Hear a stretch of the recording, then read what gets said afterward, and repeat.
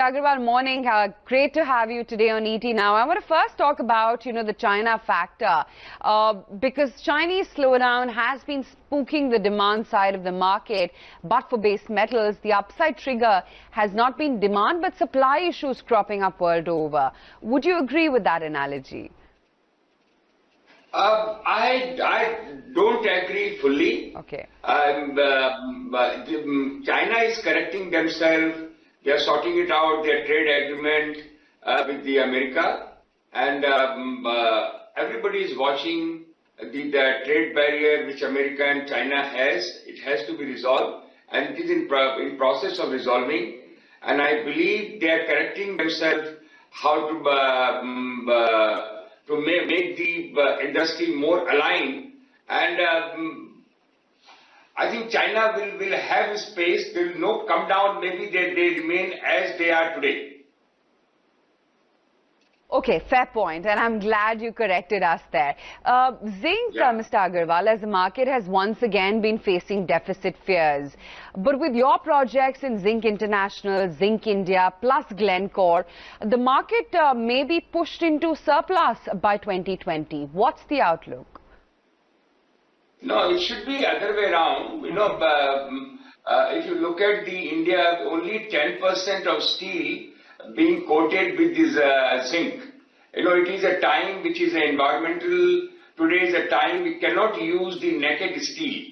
Whether it's in a construction, whether it's a bridges, anywhere in infrastructure, we have to have a galvanized coating, and it has to go from 10% to 50%. And there are hardly any new discovery of zinc.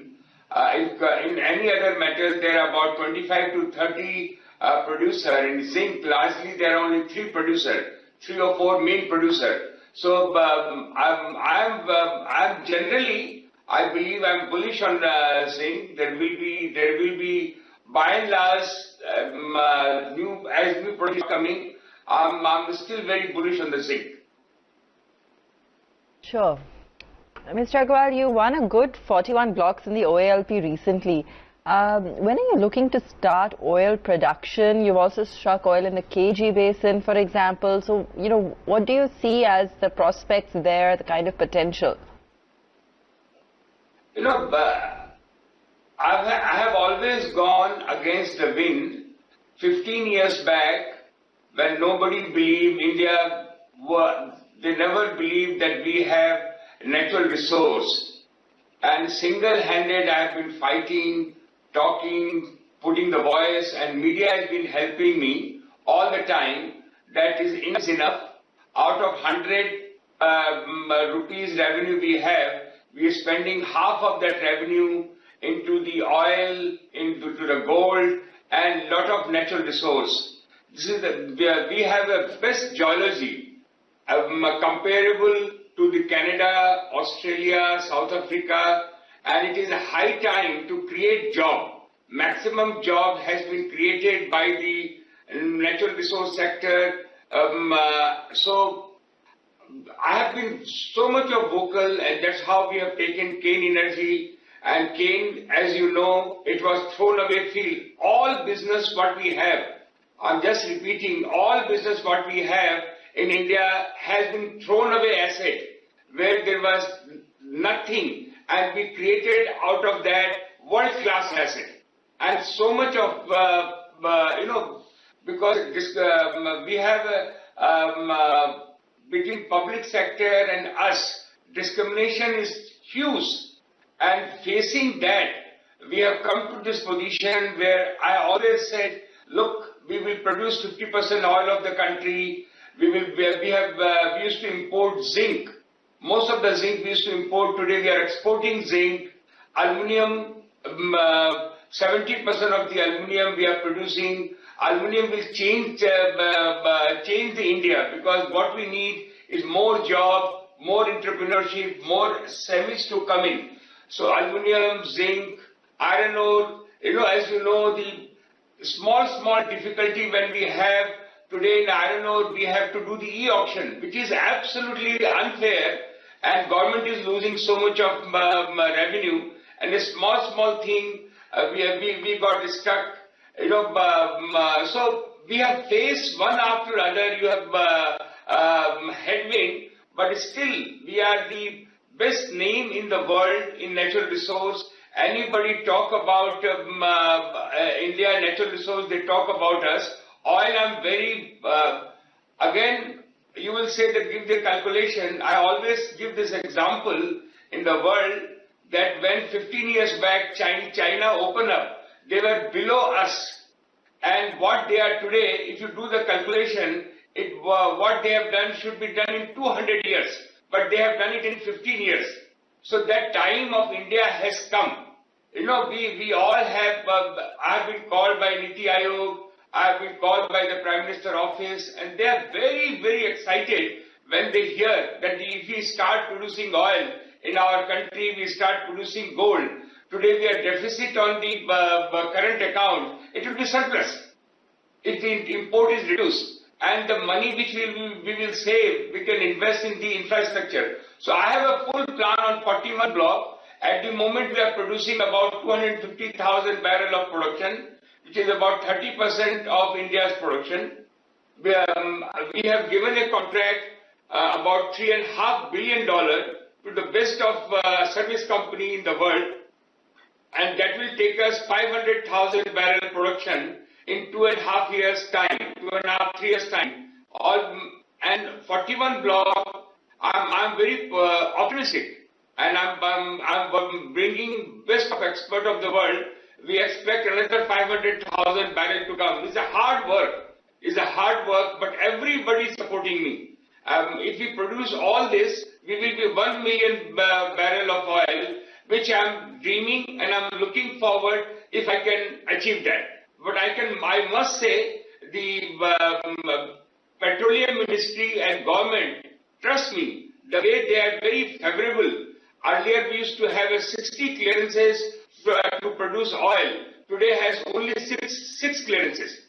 We don't have to go to the government for getting the clearances. They are concerned about, and which is right, to make sure that environmentally we are highest in the world, and we are very conscious about it, and we are following that. And I'm sure 250 to 500 and 500 to million barrel is our roadmap. Agarwal, so lots of potential there, and sounding quite upbeat about the situation there when it comes to oil. I just want to get some views from you as well on really how you plan to allocate some of the excess capital currently Vedanta has. Market would be keen to hear from you if you have any thoughts on it going forward. When of course you'd earlier mentioned the established returns from that structured investment in Anglo-American would be higher than other investment avenues. Some in the market were a little uncertain about that. So just anything you could sort of share with us in terms of reassurance on really the strategy there and how you're planning to use some of the other excess cash. No, you know that we had Tom Albany, who worked with the company around five years, and who created a lot of value.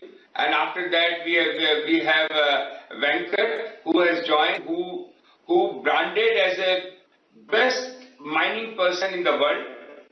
He was the major to produce gold in South all over the world. So he runs the major company. He's joined as a CEO, and he's making a plan. Some point of time you should interview him.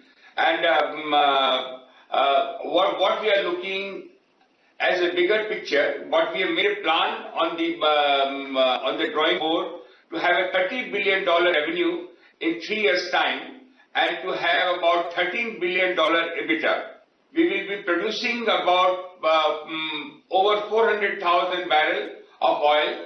We are looking to produce a 3 million ton integrated aluminium. At oil we are going to produce at about $6, which is the lowest in the world. We are going to produce aluminium at $1,600, again, which is one of the lowest, about 3 million ton. We are going to produce zinc, fully integrated, about 1.8 million ton zinc integrated between India and the Africa at the cost of less than $1,000. We are looking to produce, you will be surprised, 1,000 ton silver, which would be the third largest silver producer in the world. We never used to produce silver in the country. We started this, which will create massive job in our country. We are going to produce 1,000 ton silver. We're very excited about it. We are going to produce about 5 million ton, 4.5 million ton of steel. We are going to produce about 40 million ton of iron ore. What else left? Copper. We are going to produce 400,000 ton copper, and with the expansion 800,000 ton. In Zambia, we are definitely looking to produce 400, because one of the best copper ore body. We are looking to produce 400,000 ton of copper. All this will cost us, all brownfield, all this will cost us about $8.5 billion. Okay. We have enough earning in our company to address that, and the biggest thing is our team. Each CEOs and the company team is fully ready to deliver this. Absolutely. Mr. Agarwal, I just wanted to get in a word from you. Since we're a bit short on time, we would love to stretch this interview a little bit more, but I just wanted to get in an update then on the Tuticorin and Zambia plants. Yes, beautiful. It is, we have to be very careful. I'm saying in the channel that India is in a growth path. People don't want India to produce copper and natural resource. And we have world best producing plant in Tuticorin. And GT, which is the highest body in the country, has been given a mandate, assigned them, and they've given a clean report. I believe the High Court is going to have a hearing in few days, and this is the plan for the people, and we believe it should be what court will take a view in few days' time. This is about the Tuticorin. Zambia, we have this London lawyer has taken these people wanted to have a case file in London, and we said it should be in Zambia. Court has said no, we can hear this case in UK. We have no problem. We are very transparent. We have a very good care. We are above board as far as the all compliance are concerned. So we have no concern as far as Zambia is concerned. But the process will go on, and we have to go through that process to make sure everything is all right. Okay, good to hear that, Mr. Agarwal. Thank you so much for taking the time out and speaking with us today on ET Now. Thank you.